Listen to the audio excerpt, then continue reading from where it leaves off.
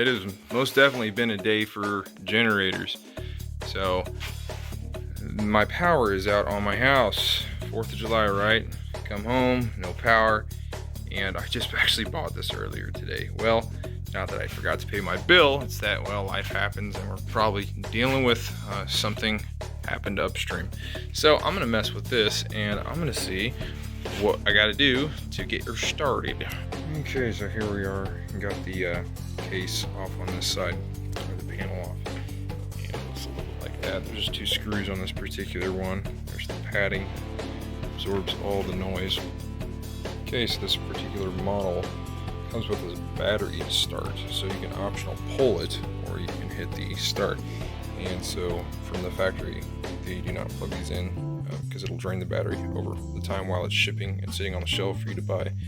So you have to plug it in yourself. And so it says that you're supposed to charge the battery a couple times in a year, you know, basically if you're going to store it. These connectors are very, very common. Like there's very generic like toilet paper rolls. It's like they're all the same size. Like, for example, there's a charger right there, and one on my bike, it's exactly the same. Just like that, they are plugged in. Pretty easy.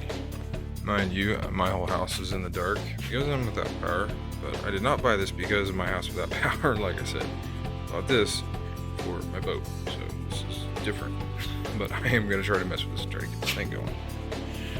Alright, so here is my hose. This is the liquid propane. I am more interested in running liquid propane right now than I am gas. And if you are looking at this, this is the end that goes to the generator right there. Shows me right there, big old green. Really easy. Pull it back, push it on, click, should go on. This is the regulator, and then this is the piece that threads on to the propane tank. Nice little compartment to pop this off, where that padding absorbs noise. Notice, fill me full of oil. No oil in the unit. Gotta add some. And this one did come with its own little filler neck, so I'm gonna use it.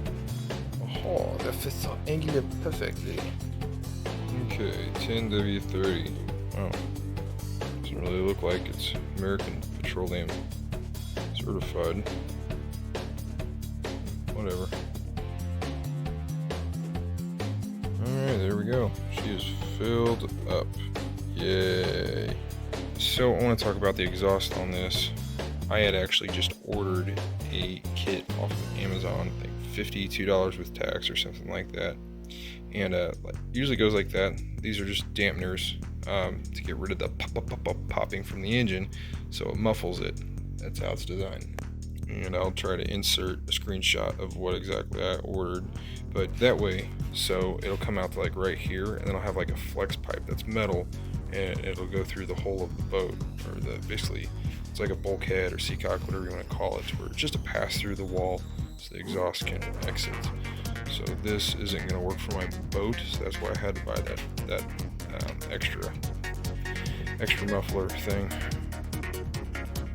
Yep, there we go. It's gonna hit that. This is actually pretty cool. I just noticed this. If you were to change the oil, which no one ever does that,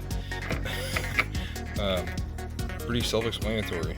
So that way you don't have to make a mess up in here. So when they designed it, they were thinking and they were considerate. It's good.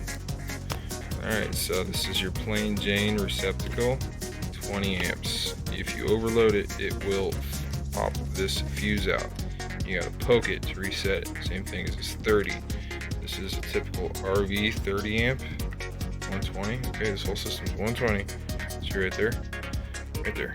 Okay, not 240.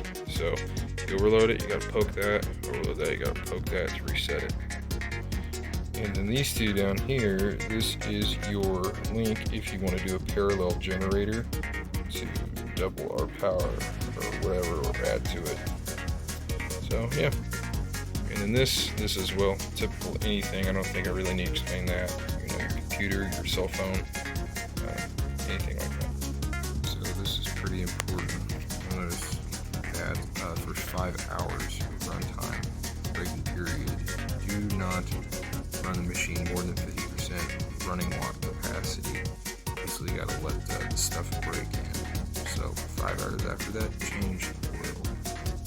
make a note that in the book you're supposed to remove the shipping hardware, and they do this to basically protect the unit. So before ever cranking it over or filling it full of oil or gas or anything like that, you have to remove this because it will void warranty if it damages stuff.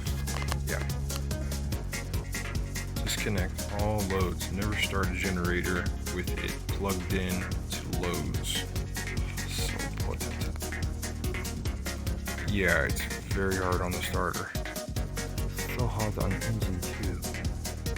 When trying to start the thing, do not hold it for more than 5 seconds. If you hold it for more than 5 seconds, you can damage the starter. So you want to do rest for 10 seconds and punch for 5 seconds. If you crank in the start, you can also flood the engine. So you can see this is pretty easy. It's an orange little weird looking thing. Another one I gotta remove underneath there. And that's the shipping bracket that you have to remove before you ever put oil in it. That way you can tilt the thing over on the side. Okay, there is the mounting hardware. And I believe that's what that is to keep the whole assembly, the engine and the actual generator itself from moving around. And if you start this with it still in place, it'll basically keep it from absorbing the shock, and it'll cause a lot of damage to the harmonics of everything. I'm pretty sure that's why they say it voids the warranty, but for this particular model, it's 3 orange ones, so yeah. I got me a handle for mine. What do you got? Alright, so they actually just got my power turned back on my house, and my generator's ready to fire up now.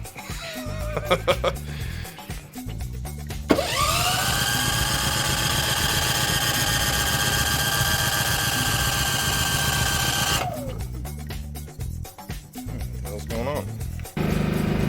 Wow. Silly me. I forget, when you run on propane, you don't have to put this thing on choke. I had it choked out. Run a propane, just put it on there, but yeah. This thing is incredibly quiet. I will mention that it's very, like the odor coming from the exhaust, right? It doesn't stink, like hardly at all. I like propane a lot more. I really do. I don't think I'm ever gonna put gas in here. You know, gas, it just sours up. You know, you gotta do all this maintenance. It's gonna sit. You know, you gotta worry about it gumming up the carburetor. And why do all that when propane's sitting right there? I'm just gonna keep running propane, seriously.